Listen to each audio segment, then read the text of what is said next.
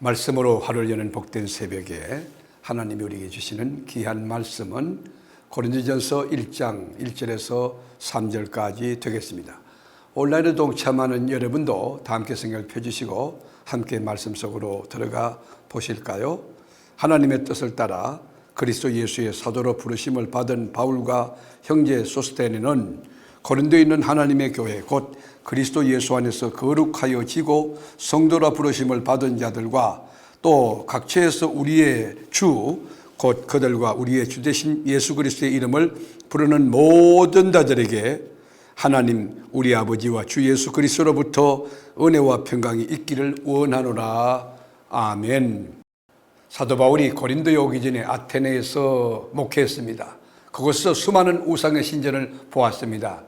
어떤 신전에는 이름을 알지 못하는 신에게 그렇게 쓰여 있었을 때 바울은 속이 상했습니다. 속이 부글부글 끓어올랐습니다. 바울은 그들에게 신들을 많이 섬기는 것은 범사의 종교성이 많기 때문이라고 인정해 주었습니다. 그러면서 미지의 신이 누구인가에 대하여 소개하겠다고 논리를 펴기 시작합니다.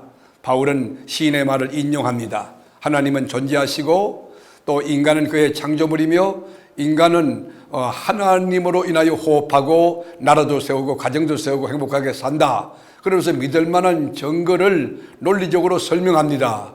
바울이 이야기한 것을 믿겠다고 반응을 보인 사람은 거의 없었고 아레오바고 관원인 디오누시오와 다말이라는 여자 외에 몇 사람만 그저 관심을 조금 보이는 정도였지만은 주님의 교회가 세워지지 않았습니다. 우리 사도행전 17장 34절 볼까요? 몇 사람이 그를 가까이 하여 믿으니 그 중에는 아레오바고 관리 디오누시오와 다말이라는 여자와 또 다른 사람들도 있었더라. 여러분, 철저히 그리스도와 예수 그리스도의 십자가 부활을 전가하는 바울의 목회는 실패한 것입니다. 좌절했습니다. 그리고 내려간 곳이 어디입니까? 고린도예요. 아주 값비싼 대가를 치르고 난 이 사도 바울은 이제 예수 그리스도의 십자가, 그 십자가 외에는 다른 말 하지 않겠다고 그리고 아주 단단히 각오합니다. 인간의 화려한 말, 인간의 지성으로 되는 게 아니고 성령의 은혜로, 성령의 능력으로 복음을 전하겠다고 이야기합니다. 고린도에서 1년 6개월 동안 머물면서 이 하나님의 말씀 가지고 교회를 세우고 에베소서에 가 있을 때 고린도 교회가 여러 가지 문제로 흔들리고 있다는 소식을 듣게 난 뒤에 바울은 펜을 들었습니다. 뭐라고 씁니까? 고린도 안에 있는 하나님의 교회에 성도라 부르심을 받은 자라고 합니다. 고린도 교회는 문제가 많은 교회였습니다. 그런데 하나님의 교회라고 성도들이라고 부르고 있습니다. 믿지 않는 사람들로 구성된 단체에서도 볼 수 없는 부끄러운 일들이 이 고린도 교회 안에서 막 일어났습니다. 그들에게는 시기와 다툼이 있었습니다. 유치한 성품, 미성숙한 그런 태도를 가진 자들이 고린도 교회 안에 많이 있었음에도 불구하고 바울은 그 교회를 하나님의 교회라고 하나님이 부르신 성도라고 정의하고 있는 것입니다.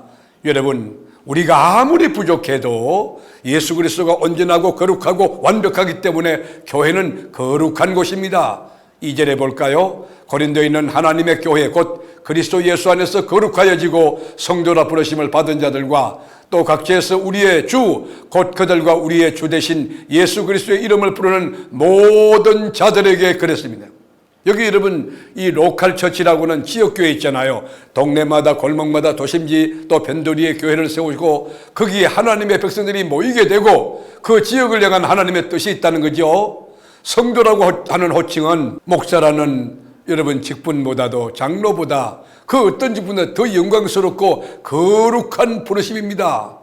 우리는 스스로 성도가 될 수가 없습니다. 스스로 성도라고 자칭할 수도 없습니다. 하나님이 우리를 먼저 불러줬기 때문에 우리가 성도가 된 것입니다. 하나님이 택해 주셨기 때문에 우리가 성도가 된 것입니다.